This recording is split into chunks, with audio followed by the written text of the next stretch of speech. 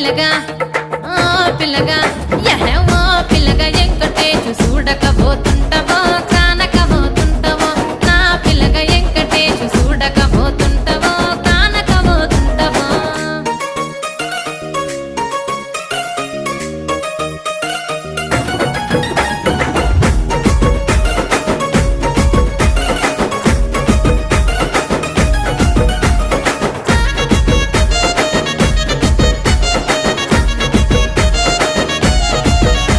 ఓయ్ కండ్లకు కాటు కవెడితే కన్యాకుమారి